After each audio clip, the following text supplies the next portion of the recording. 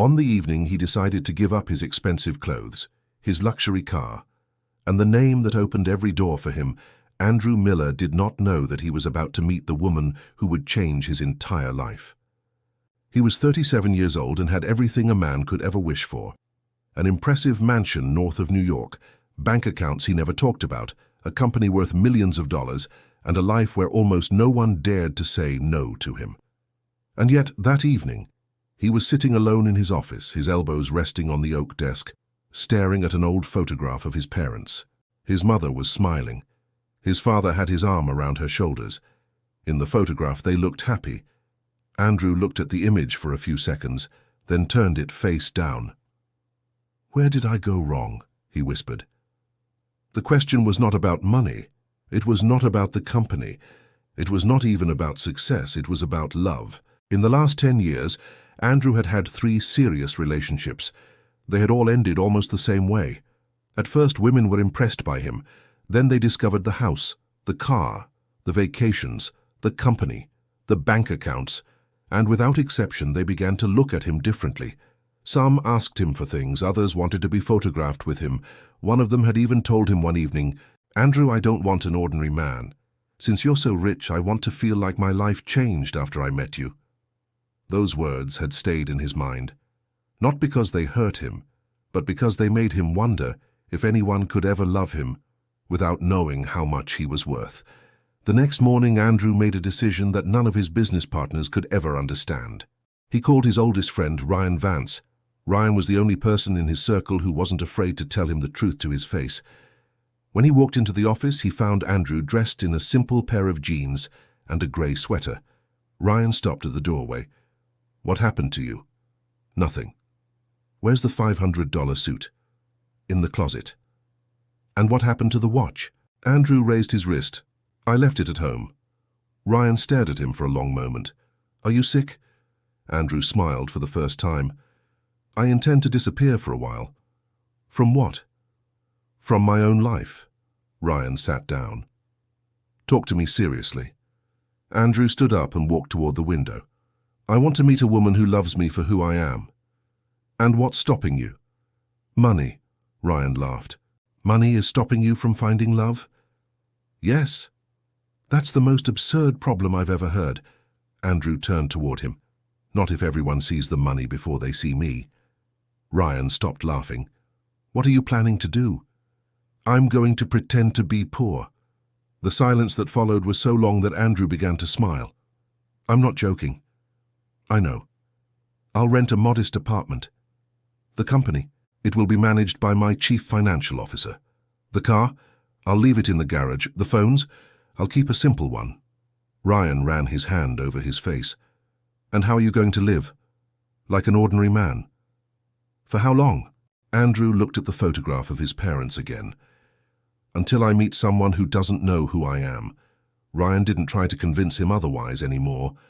But before leaving, he said to him, "Be careful, Andrew. When you start playing a role, there's a risk of forgetting who you really are."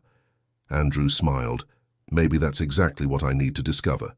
Over the next few days, his plan began to take shape. He rented a small apartment in a quiet neighborhood of Brooklyn. It wasn't luxurious. It had 2 rooms, a narrow kitchen, and a balcony overlooking the surrounding apartment buildings. He bought himself a few ordinary clothes, a cheap phone, a pair of simple shoes, and for the first time in many years, he cooked for himself. On the first night, he burned the omelette. On the second, he forgot to buy bread. On the third, he realized he didn't know how to use the washing machine. Ryan called him and laughed for nearly 10 minutes. New York's own millionaire defeated by a washing machine? It's not funny. It is to me. Shut up. But slowly, Andrew began to get used to it. And for the first time in a long time, no one recognized him on the street anymore. No one held the door open for him. No one asked him for a favor. No one treated him special. He was just Andrew, a 37-year-old man pretending to work as a simple consultant at a small firm, barely managing to pay all his bills. After nearly 2 weeks, he began to believe that the plan was working. Until one rainy morning, Andrew walked into a small coffee shop near Central Park. It was crowded. People were rushing to work. The barista was barely managing to keep up with the orders. Andrew was standing in line when he heard a voice behind him. "Excuse me." He turned around. A woman was holding a large box of pastries in her arms. She had chestnut brown hair tied simply behind her back and was wearing a beige coat. "I think this is your order." Andrew looked at the box. "I don't think so."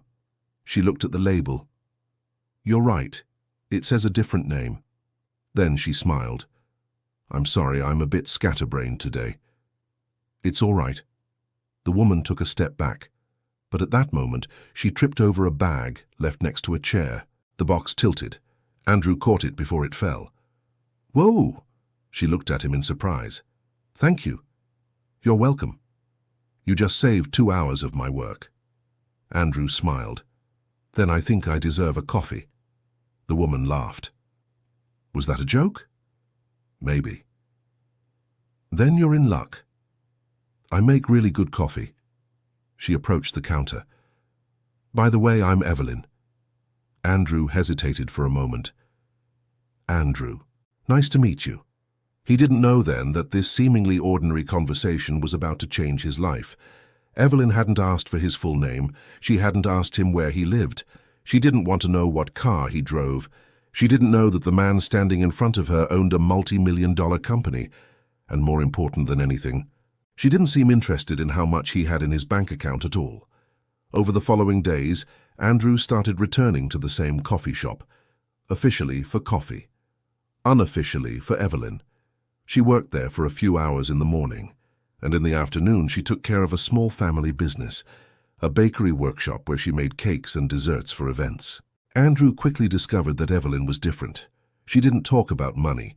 She talked about people, about her mother, about her dream of opening her own bakery, about children, about books, and about the little things that made her happy. One morning, Andrew asked her, "If you had a lot of money, what would be the first thing you'd do?" Evelyn thought about it. "I'd buy my mother's house." Andrew smiled. "That's it?" "Yes." "Not a car?" "No." "A vacation?" "Maybe later." "A luxurious house?" Evelyn laughed. "I don't need one." "Then what would you want?" She looked out the window. "A place where people come because they feel good, not because it's expensive." Andrew looked at her for a few seconds. For the first time, he felt he had met someone who talked about money as something secondary. And right then, his simple phone buzzed. It was Ryan. A single message. "We need to talk urgently. Problems have come up at the company." Andrew looked at the message. Then he looked at Evelyn. He didn't know yet that the company's problems were going to force him to choose between the life he had built and the woman he had just begun to get to know. And what he didn't know was even more important.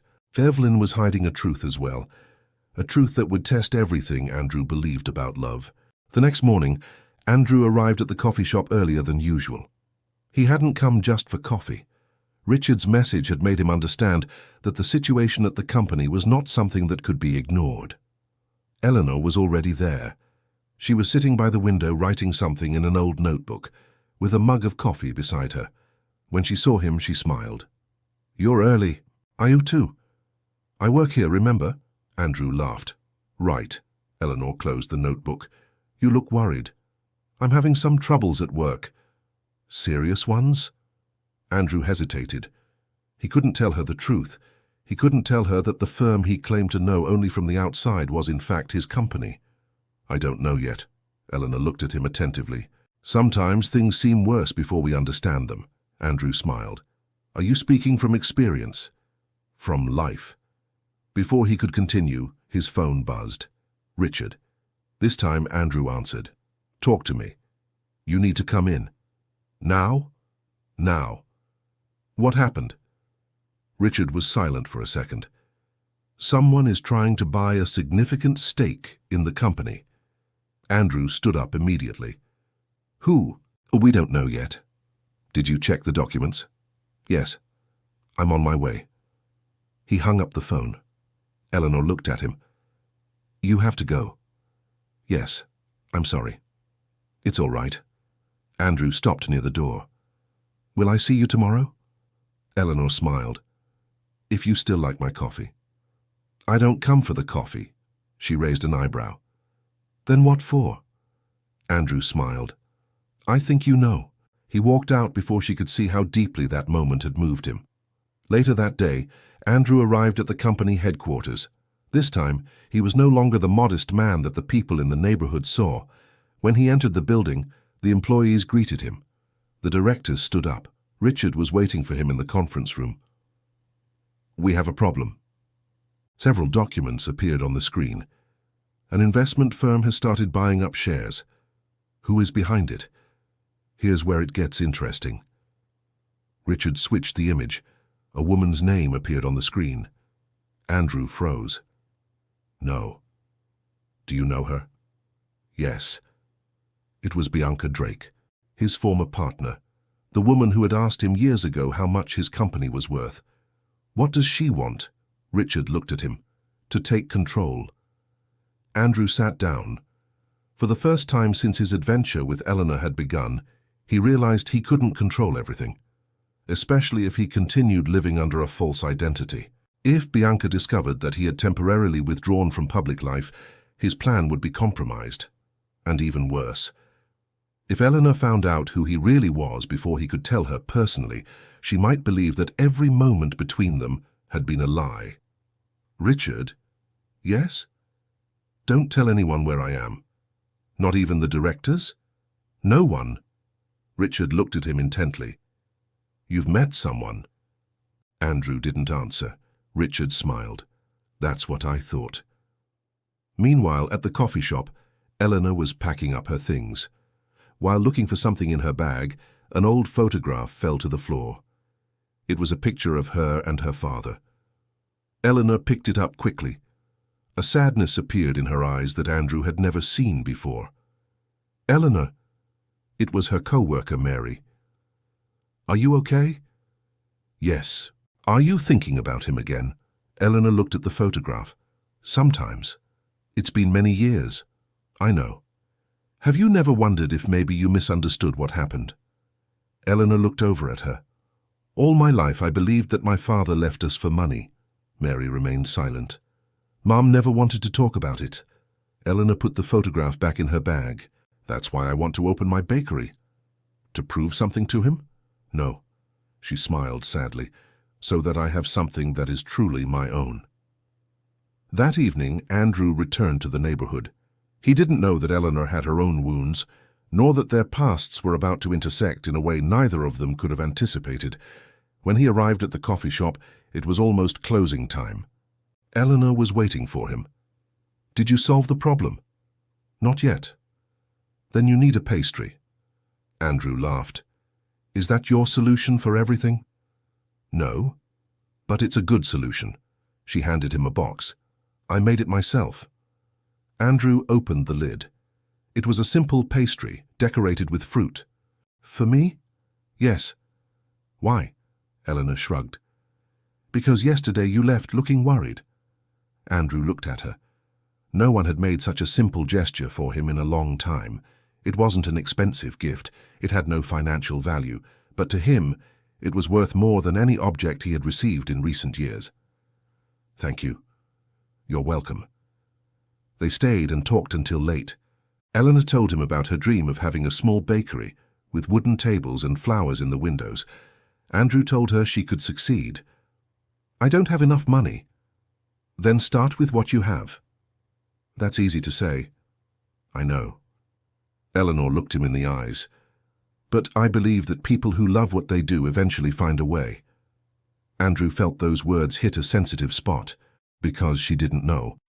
He had enough money to buy her not just the bakery, but the entire building. But he didn't want to do that. He didn't want to impress her with money. He wanted to see if she could love him. In the days that followed, their relationship grew closer and closer. Walks through the park, morning coffee, simple dinners, laughter, late-night conversations. Andrew began to discover things he had never noticed in people before. Eleanor thanked the waiter. She remembered the neighbors' names. She helped the elderly people in the neighborhood carry their groceries. She would sometimes buy food for a child who came to the bakery with his mother. She didn't do anything to be seen. That was precisely what impressed him. One evening, walking together through a nearly empty park, Eleanor stopped. "Can I ask you something?" "Sure." "Why do you always seem like you're trying to prove something?" Andrew was left without an answer. I don't know. Yes, you do. Elena smiled. You're just not ready to tell me yet. Andrew looked at her. For a moment he thought about telling her the truth, to tell her who he was, to tell her that he wasn't poor, that he had millions, that his firm was one of the most well-known companies in its field. But he was afraid, not of her reaction, but of the possibility that everything would change the second the truth came out. Elena took a step toward him. You don't have to tell me now. Whenever you're ready. Then she walked on. Andrew stayed behind for a few seconds. In that moment he understood something. His plan, which had started as a test to find true love, had become something much more complicated, because he was no longer testing Elena's feelings. He had begun to fear that when she found out the truth, she would be the one testing him. And that same night, while Elena was sleeping, Andrew's phone received a message from Richard. I found out who is financing the company takeover. You need to come in tomorrow, and there's something else. Elena's name came up in the documents. Andrew read the message twice. Then once more. His face changed. How could that be possible? Why did Elena's name appear in a deal that apparently had nothing to do with her? And for the first time, Andrew wondered if their meeting had really been just a coincidence. The next morning, Andrew woke up before his alarm went off.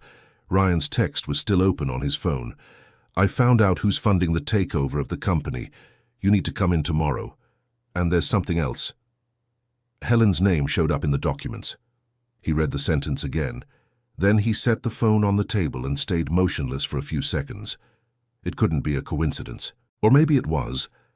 Maybe Helen had signed a document at some point without knowing what it implied. Maybe her name appeared in a file for a completely innocent reason. But something in his instinct told him he had to find out. He put on his jacket and left the apartment. A few streets away, Helen was just opening the bakery. When she saw him coming in, she smiled. You're here very early. Andrew tried to smile back. I didn't sleep too well. More trouble at work? Yeah. Helen prepared his coffee without asking. Then stay a bit. I have to go. Right now? Andrew hesitated. I have an important meeting. Helen looked at him closely. Did something happen? I don't know yet. She placed the mug in front of him. Then find out the truth before you let it scare you. Andrew flinched slightly. Her words sounded almost prophetic. Why do you say that? Because sometimes people are more afraid of what they imagine than of what actually happens in reality. Andrew smiled sadly. Maybe you're right. He stood up. Before he left, Helen caught his hand gently. Andrew. He turned around. Come back. It wasn't a command. It wasn't even a plea. It was just a simple wish. Andrew smiled at her. I'll be back. But as he walked out, he felt for the first time that the promise meant more than he had imagined. At corporate headquarters, Ryan was waiting for him in a small conference room. There were several folders on the table. Did you sleep? A little? Me neither. Andrew sat down. Show me. Ryan opened the first folder. The company buying the shares is controlled by an investment group. Who is the owner? Officially, no one appears directly. And unofficially? Ryan handed him a photograph. Andrew looked at it. It was a man in his 50s. Michael Dobbs. Andrew froze. Beatrice's father? Exactly. What does he have to do with me? That's what we're trying to figure out. Ryan opened the second folder. But something even more interesting pops up here. Andrew looked at the document. The name was clear. Helen Martin. Why? She doesn't own any shares in your company. Then what is she doing here? Ryan handed him a copy of an old contract. Andrew began to read. It was a document signed almost 10 years ago. At the bottom, Helen's father's name appeared. William Martin. Ryan nodded. Exactly. Andrew looked up. Who was he? He worked for your company before becoming chief financial officer. Andrew stood up. What? You didn't know? No. Ryan continued. Helen's father was one of the people who laid the foundations of the finance department. Andrew felt a chill. And what happened to him? Ryan lowered his eyes. He left after a conflict with the old management. What kind of conflict? I don't know all the details. Then find out. I've already tried. Ryan pulled out another document. The problem is that many of the records from back then are no longer complete. Andrew looked at Helen's name. Does she know who I am? I don't think so. Why? Because if she had known, she probably wouldn't have treated you like a mere consultant. Andrew didn't answer. He remembered all the moments he had spent with Helen. When she had shared the last slice of cake with him, when she had laughed at his simple clothes, when she had told him he didn't need a luxurious house, when she had asked him why he seemed to be trying to prove something. Maybe their meeting had been accidental. Maybe not, but he had to find out. Ryan, I want all the documents about her father. Do you think Helen is involved? No, he answered immediately. I don't believe she's involved in anything. Then what are you afraid of? Andrew looked toward the window. That her past might be connected to mine. That afternoon, Helen received an unexpected phone call. It was her mother. Helen, you need to come home. What happened?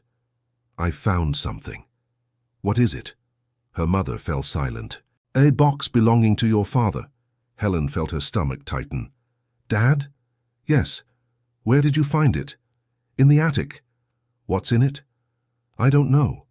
Her mother hesitated. But your name is written on the lid. Helen was left speechless. That same evening, she went to her mother's house. The box was old, made of dark wood, just like the object Andrew had seen in the photograph in the corporate file. Helen opened the lid. Inside were photographs, letters, a notebook, and an old document. She unfolded it. On the first page was the name of Andrew's company. Helen looked at it without understanding. What did Dad have to do with this company? Her mother sat down. I never told you everything. Why? Because I was afraid. Why? Her mother sighed. Your father left the company convinced that someone had taken his work and used it without his consent. Helen looked at the documents. Who? I don't know. And why didn't you tell me? Because I wanted to protect you. Helen closed her eyes. Suddenly everything was starting to connect. The company, her father, Andrew's name, and that investment group. Mom. Yes? Who is Andrew Peters? Her mother looked at her, confused. I don't know. He's the man running the company now. Her mother stood up abruptly. What did you say? Helen showed her the photograph found in the file. Her mother looked at it. Her expression changed. No. What is it? I've seen his father. Helen felt her hands freeze. When? Her mother covered her mouth. Many years ago. Where? At the company. Helen took a step back. Mom, tell me everything. But her mother didn't answer. At that moment, Helen's phone vibrated. It was Andrew. I'm done. Can I see you? Helen looked at the message. Then she looked at the old box. She didn't know if she should text him back. For the first time, she wondered if the man she was starting to fall in love with had told her the whole truth.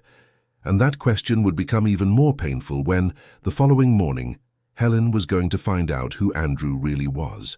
The next morning, Elena could no longer convince herself that everything had been just a coincidence.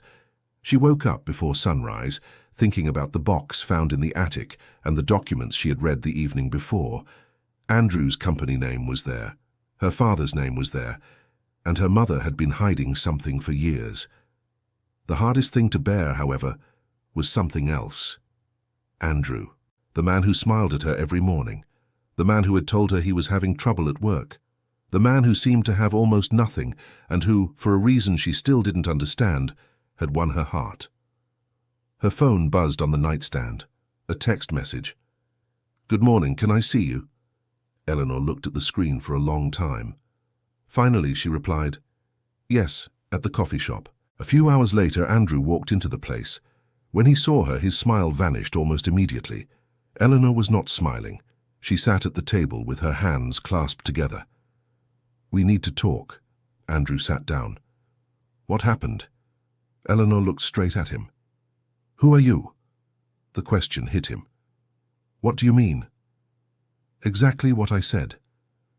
Andrew felt that the moment he had feared had arrived, but he still didn't know how much she had found out. I'm Andrew. Andrew Miller? He fell silent. Elena pulled out her phone and showed him a photo found in the box. It was an old photograph of her father next to a man Andrew recognized immediately. His father. Why is your father standing next to my father? Andrew took a deep breath. Eleanor. Don't lie to me. Her tone was calm, but her eyes were tearful. I can't stand half-truths anymore. Andrew looked at the photograph. I didn't know your father worked for my company. Your company? Eleanor gasped. Andrew closed his eyes. Too late. The truth had come to light. Yes. What do you mean, your company? Andrew had no way left to continue the lie. I own the company. Eleanor remained motionless. You? He nodded. Yes. But you told me you were a consultant. I lied. Eleanor stood up.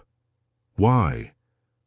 Because I wanted to know if someone could love me without knowing who I am. She let out a short laugh, but there was no joy in that laughter at all. So everything was a test? At first, yes. At first? Then it changed. Eleanor looked at him, her eyes filled with tears. When? Andrew stood up. I don't know exactly. Maybe when you started to like me. No. Then when? He stepped a little closer. When I realized I didn't want to leave anymore. Eleanor fell silent. I'm sorry I lied to you. That's not enough. I know. You made me believe we were two ordinary people trying to build a life together. To me, that was real. Eleanor wiped away a tear.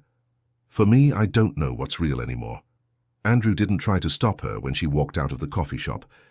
He remained alone. For the first time since he had started the experiment, he realized how cruel the test he had devised could be. He had wanted to find out if someone could love him for the man behind the money. But he had forgotten that he too had to be honest with that person. That same day, Eleanor returned to her mother. She put all the documents on the table. Now you have to tell me everything. Her mother looked at the papers. Your father worked for Andrew's company. I know, but things got complicated. How? Her mother picked up an old letter.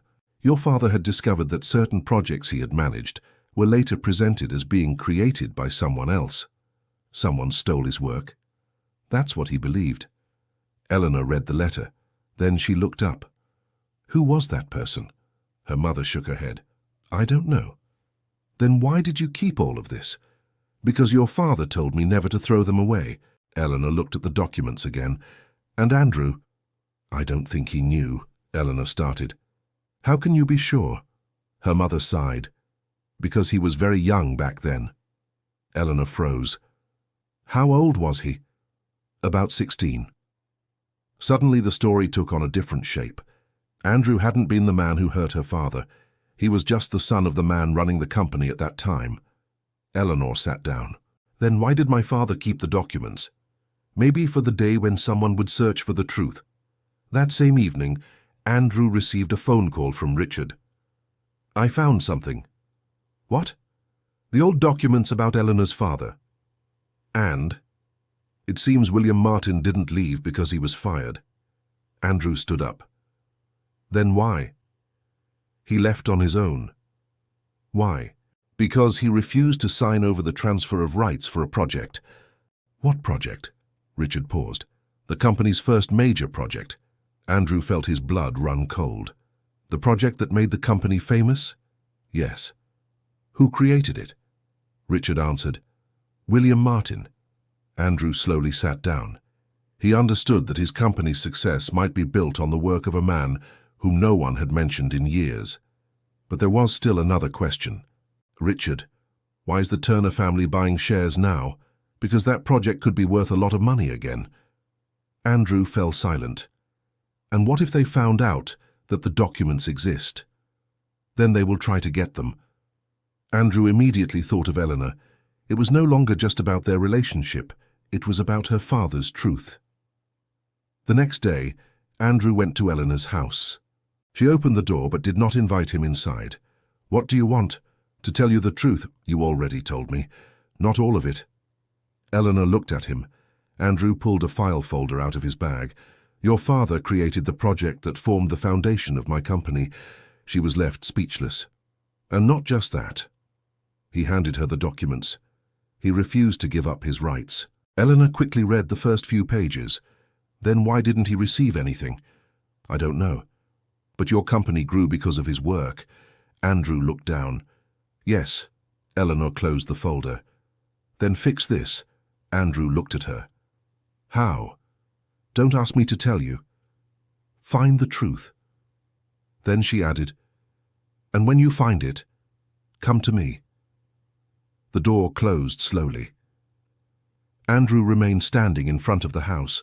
At that moment, he understood that he no longer had just Eleanor's love to win. He had to prove that he was worthy of her, and for that, he had to discover what had really happened to her father. But as he was leaving, Richard called his phone again. "Andrew, you need to come right away." "Why?" "I found the name of the person who signed the documents 10 years ago." "Who?" Richard fell silent. "Your father." Andrew stopped. "That's impossible. I checked 3 times. Then there must be an explanation." "Yes." Richard paused. "And I think you need to hear it from him." Andrew looked toward Eleanor's house, then at his phone. For the first time, his family's past and her family's past met at the exact same point. And the answer they had all been searching for years lay perhaps in a single document that his father had kept hidden. While Andrew was still trying to understand everything he had learned about the past of the 2 families, Rick called him again. His voice was different this time, more serious than usual. "Andrew, you need to come to the company." "What happened now?" "I found something in the old archive." Andrew stood up from his chair. "About the project?" "Yes, and I think it changes everything we know so far." Ellen looked at him with concern. "Do you have to leave?" "For a short while." "Go." Andrew hesitated. "I'll be back." Ellen offered a faint smile. "I know." At company headquarters, Rick was waiting for him in a nearly empty meeting room. On the table lay several old folders and a thin file folder with the name William Marshall written on it. "I found it in an archive that hadn't been checked in years," Rick said. Andrew opened the file folder. Inside was a copy of an old agreement. He read the first few lines, then read them once more. "I don't understand." "Read it to the end." Andrew continued reading. The document showed that many years ago, his father had agreed to acknowledge William's rights to the project and offer him a share of the company after the completion of the first phase. Then why didn't it happen? Because the agreement was never carried through. Who stopped it? Rick shook his head. "That's the problem. There's no explanation in the file." Andrew looked at the signatures. "My father signed." "Yes." "And William? He signed as well." "Then what happened?" Rick handed him another sheet of paper. "I found this too." It was a handwritten note. "If one day the truth comes to light, Ellen must know that her father never gave up on what he created." Andrew felt a chill. "Did William write it?" "Yes." "For whom?" "We don't know." Andrew gripped the sheet of paper. "We need to find out." While the 2 of them were checking the documents, Andrew received another call. It was Bianca. He looked at the screen for a few seconds before answering. "Yes?" "We need to talk." "About what?" "About everything that's happening. I have nothing left to discuss with you." "Yes, you do," Bianca's voice grew calmer. "I know why you pretended to be poor." Andrew froze. "How do you know?" "I found out." "And what do you want?" "To warn you." "About what?" "About the fact that the truth about Ellen is more complicated than you think." Andrew stood up. "What do you mean?" "Ask her about her father." "I've already spoken with her." "Not about everything." Andrew gripped the phone in his hand. "Bianca, if you have something concrete to say, say it." "I can't over the phone." "Then where?" "Tonight at the restaurant we used to go to." Andrew remained silent. "I don't want anything from you anymore, Bianca." "Neither do I from you." "Then why are you calling me there?" Bianca paused. Because if you don't find out what happened now, you might regret it later. The call ended. Rick looked at him. What did she want? She says she knows something about Ellen. Do you believe her? Andrew looked toward the documents on the table. I don't know. And what are you going to do? Andrew stood up. I'm not going to see her. Rick looked at him, surprised. Then what? I'm going straight to Ellen. When he arrived at the bakery, Ellen was alone. She was working on an order and humming softly. When she saw him, she smiled. Did you take care of it? Andrew stepped closer. Not yet. What happened? I found something about your father. Ellen set down the spatula. What? An old document showing that my father had intended to acknowledge his rights. Ellen looked at him. Then why didn't he? We don't know. Ellen went to the cabinet and brought out the old box. Maybe the answer is here. Andrew looked at the box. Did you find anything else? No. Then we need to check everything. Ellen opened the lid. She took out the photographs one by one. The letters, the notebook, the documents, then she paused. Wait. What?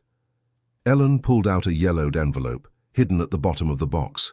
On it, her name was written. Andrew moved closer. What does it say? Ellen turned it over. For Ellen, to be opened when she is ready to learn the truth. Andrew looked at her. Open it. What if it's something bad? Then we need to know. Ellen slowly broke the seal. She took out the sheet of paper. Her eyes scanned the first few lines. Then they stopped. Andrew! What does it say? Ellen looked up. It's from your father.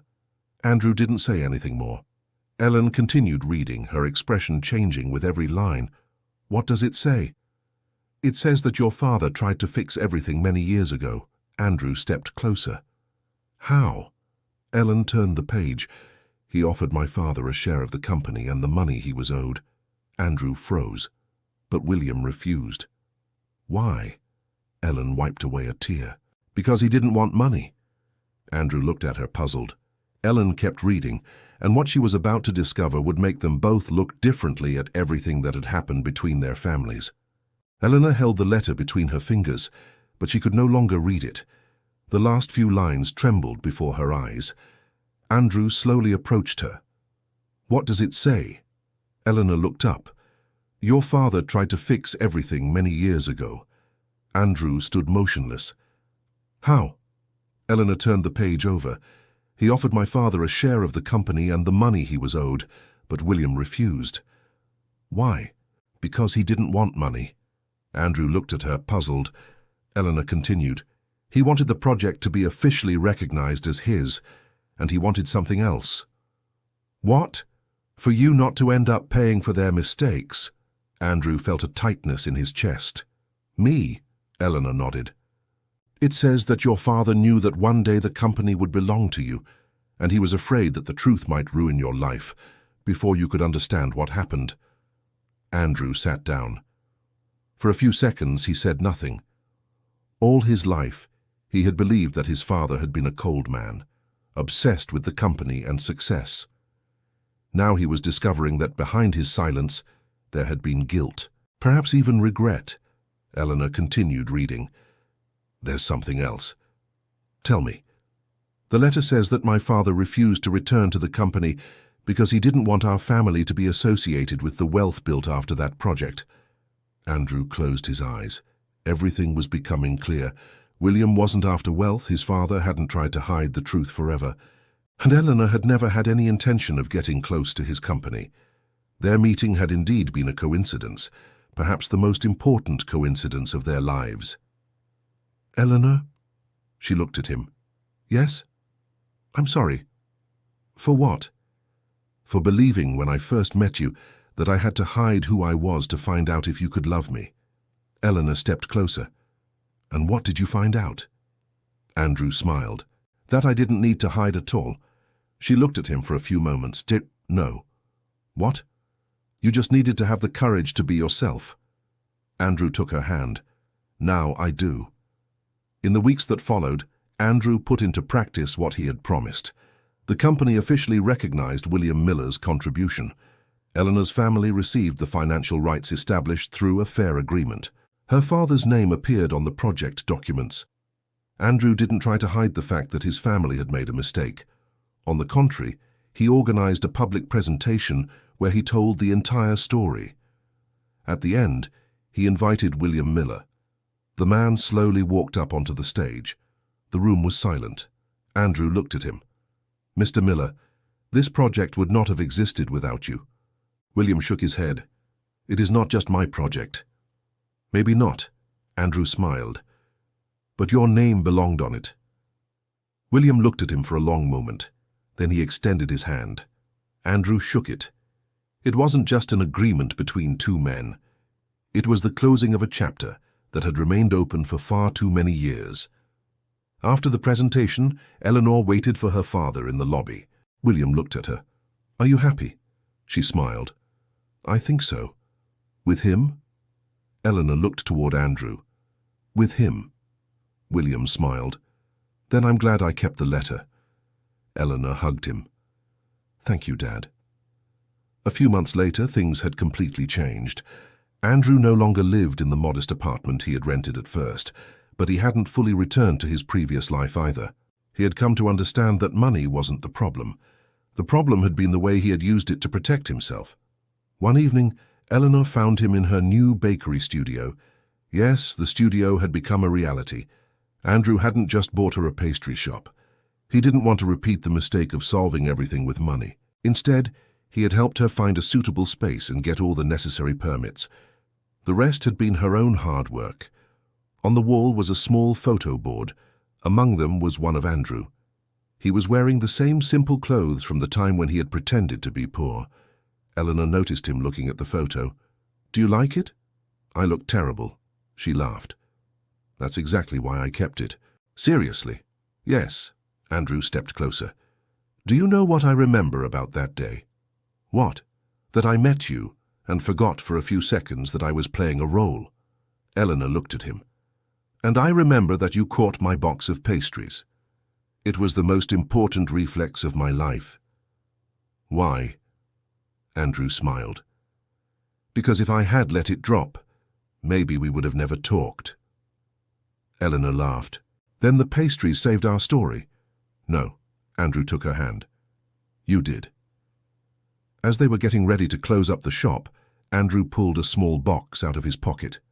Eleanor stopped. "What is it?" "Something I've wanted to give you for a long time." He opened the box. Inside was a simple ring.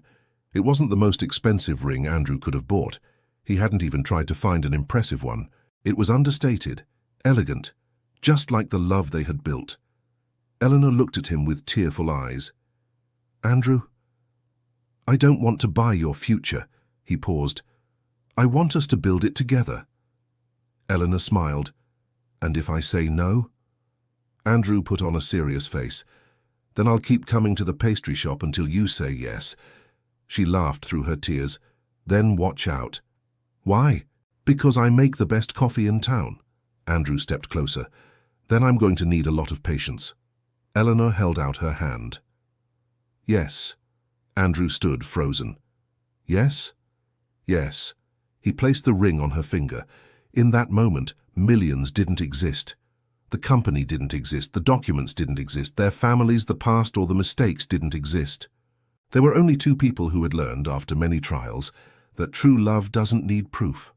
A few months later, Andrew and Eleanor were married in a simple ceremony, surrounded by family and a few close friends.